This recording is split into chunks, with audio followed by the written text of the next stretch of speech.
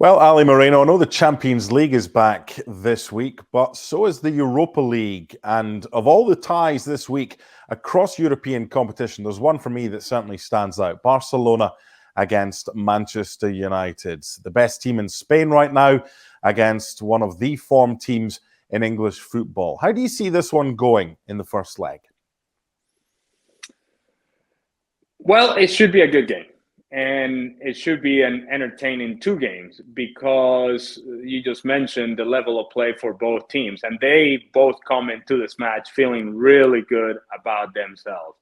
When we think of Barcelona currently 11 points ahead of Real Madrid in La Liga, and this is a team that has defended well. It's a team that has done enough offensively, that has a lot of talent in the attacking half. But if you're going to highlight something about Barcelona this season, it would be the fact that they've only allowed 7 goals this season so far in La Liga. And this far into the season, we're talking about 21 matches in, only 7 goals allowed. It tells you that this is a team, whether you believe that the personnel is there to defend or not, they have been able to figure out a way to, well, either dominate you by possession or dominate you by defending well.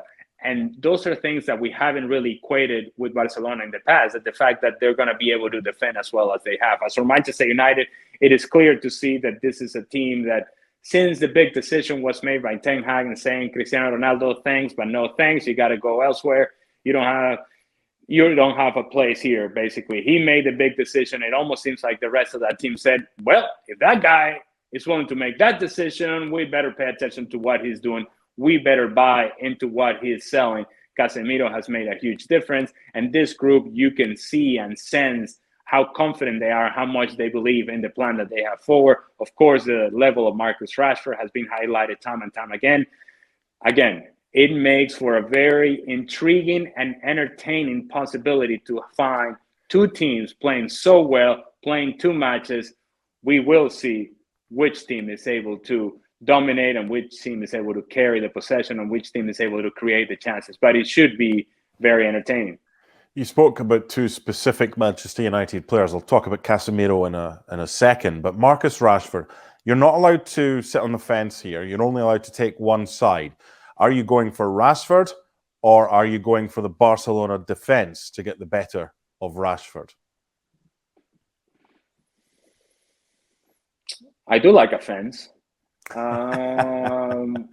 I won't sit on the fence. Okay.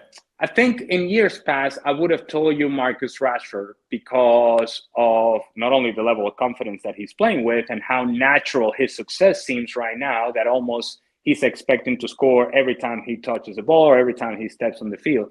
And the transition of Barcelona hasn't been all that great.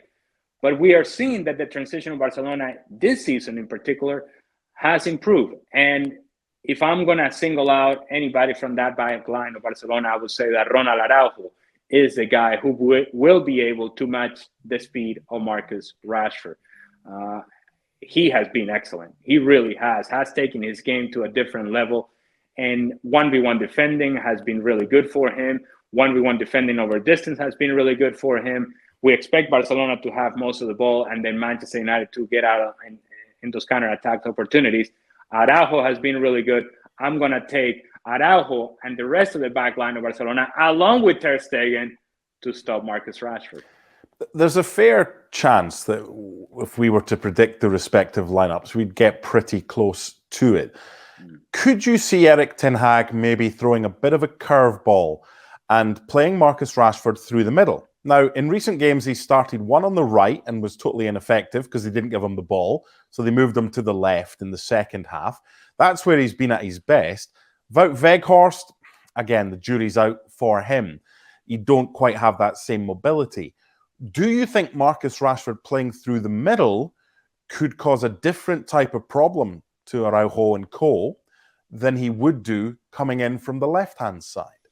Well, here's the problem. And again, I'll reference years past for Barcelona. We think of Barcelona down the right-hand side as a right back, say, Dani Alves, who was not concerned about defending. He was always going to be an outlet down the right-hand side, and he was going to attack first, defend every so often. In this version of Barcelona, Jules Koundé, who's playing the right back position, he's not really getting forward. It's not in his nature. It's not what he does best. he's more of a center back playing right back.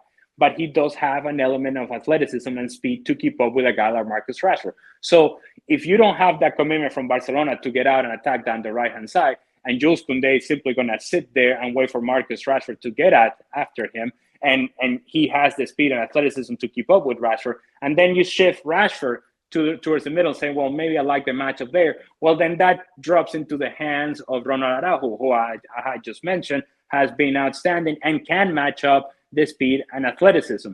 If you're Marcus Rashford, you want to go and match yourself up with Christensen, if indeed that's a possibility for you. Or when Alejandro Valde or Jordi Alba pushes down the left-hand side for Barcelona, there's going to be a space there in behind. So attack those spaces if you're Ten Hag, attack those spaces if you're Marcus Rashford. That's where the space is going to be. It's not going to be on the left, and it's really not going to be down the middle either in matching up with Ronald Araujo. You got to get on the side of Christensen, and you got to get on the side on whoever the left back is for Barcelona.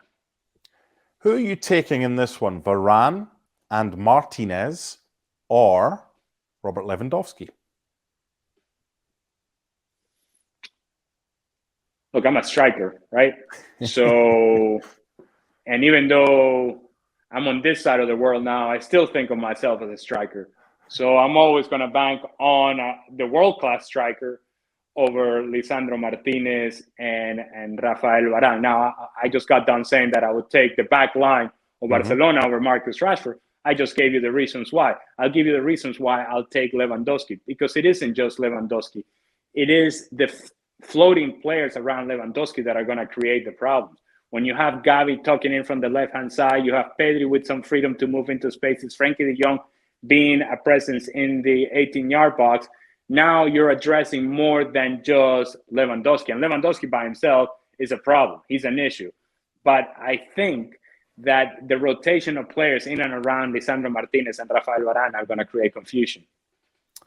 I spoke about Casemiro. You spoke about Casemiro earlier, and I said I wanted to revisit that. His importance to Man United can be put into context by saying what? Because he's not been available because of suspension in the Premier League. They'll have him available here. Just how important is he? He makes the job of everybody around him easier and far more defined. When you have a back line that is protected by a guy like Casemiro, it makes the job of Lisandro Martinez and Rafael Varane easier. When you have a guy like Casemiro alongside you, it makes the job of Christian Eriksen easier. It gives you freedom, if you're Bruno Fernandes, to take a few chances going forward. Because again, you know that you have a guy in Casemiro that maybe can't quite get around the way that he once did, but he's smart enough to position himself and to anticipate where the breaks are going to happen in case there's a mistake. And you also have a guy with personality, with know-how, with experience, with a presence that exudes confidence. And you know if there's a tackle to be made, he's probably going to be in the middle of it. But you also know that if there is a player to find a pass out of pressure to transition the team forward initially, Casemiro can do that as well. He is the total package in that position. He has been excellent for Manchester United. And in pretty much direct opposition in the Barcelona midfield will be Frenkie de Jong. Now, in the summer, de Jong had a decision to make. Does he swap Barcelona for Manchester and team up again with Erik Ten Hag? Or does he stay put, fight for his place, which of course he's going to win that battle? And he's started, he's played 19 games in the league, plus other matches in various cup competitions for Barcelona. It can't be one that got away from Man United because they never really had him. Did he make the right decision, Frenkie de Jong, by staying in Catalonia? Well, he made the right decision for him and believing in himself. But he's also benefited from the fact that the initial original idea of Xavi of playing with the two wingers, with Dembele and Rafinha, or Dembele and Ferran Torres, didn't quite give Barcelona the balance that it required to defend properly through the midfield because you were leaving Sergio Busquets exposed. And I think almost by necessity, almost by default, Xavi says, you know what, we got to sacrifice one of those wingers. Now we'll play with Gavi on the left, but he's really tucking inside as a fourth midfielder. And we need a guy to play alongside Sergio Busquets to protect him. and that has been the role of Frenkie de Jong. Now, going into this match, the status of Sergio Busquets is in doubt. In fact, it's probably unlikely that he's going to play due to an ankle injury. And so therefore, the role of Frenkie de Jong is going to be a deeper role than what we have seen over the course of the season. I think at his best with Barcelona, Frenkie de Jong has been a guy that protects Sergio Busquets and then is able and willing to be a presence in the attacking 18-yard box. That is a guy that can get into goal-scoring positions and can provide a final pass. In this case, I think we're going to see him deeper playing alongside Frank Kessie. In regards to his decision overall, Frenkie de Jong, I don't think he ever wanted to go to Manchester United. He was being pushed out of Barcelona, and he said, I want to stay. I got a contract in place. I want to stay. This is a place for me. This is where I feel comfortable. I don't want to go anywhere. And right now, it feels like a good decision. Do you think he's still on the Manchester United radar? Or if they were to bring in one marquee signing, is that more likely to be a striker in the summer than maybe looking at Frenkie de Jong or others? He may be in the radar, but as I told you just a few seconds ago, he didn't want to go to Manchester United. And I don't think that has changed. And certainly when he wasn't playing at Barcelona, he didn't want to go to Manchester United. Imagine now that he has a starting role for Barcelona and feels like a critical piece to their success. Now, I don't think he's going anywhere, and certainly he doesn't feel like he's going to Manchester United. Time to look at the Ali Moreno crystal ball. And what do you see from this first leg? And also, what would be a good result for Manchester United to take back to Old Trafford, bearing in mind that the away goals rule is no longer in operation? I think a draw would be great for Manchester United. I think you don't quite know what you're going to see from Barcelona if you're Manchester United. You expect a lot of the possession, but you don't often play against teams like Barcelona in the Premier League. Maybe the closest would be Manchester City. And when we see Manchester United plays against Manchester City, we see a team that absorbs some pressure and then forces a turnover in a bad area and gets out in transition. I believe that would be a similar game plan against Barcelona.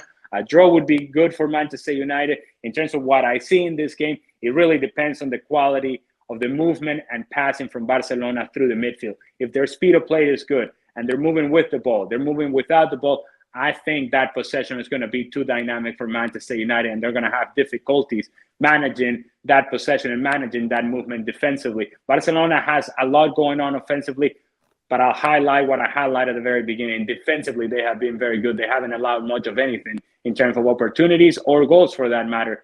I think the first leg goes to Barcelona. It doesn't mean that the series is over, because Manchester United does have some very good players in areas that could potentially hurt Barcelona. If they take advantage of those players, guys like Bruno Fernandes with a free role, or guys like Marcus Rashford in transition, then Manchester United will be in this for the second leg. So a score, please. Is it a 1-0 Barca or is it a 2-1 Barca with United getting on target? I'm going to say 1-0 Barcelona. And that wouldn't be the worst result for Manchester United, to be quite honest with you. I think it may be a result that actually fills them with confidence going back to Old Trafford. This is going to be a really tight match, and it could certainly go either way. I could be wrong about the issues of Marcus Rashford and whether the matchup favors Ronald Araujo and the rest of the back line. But I think Barcelona at home, Camp Nou, they feel good about themselves. They're playing with confidence. They'll win it 1-0, but it'll be really, really tight. It's the best European fixture of the week. Full reaction from Camp Nou after the game here at ESPN FC. Well, thank you very much for watching ESPN on YouTube. For more sports highlights and analysis, be sure to download the ESPN app. And for live streaming, premium content, and let's not forget as well, ESPN FC 7 days a week. Subscribe to ESPN Plus.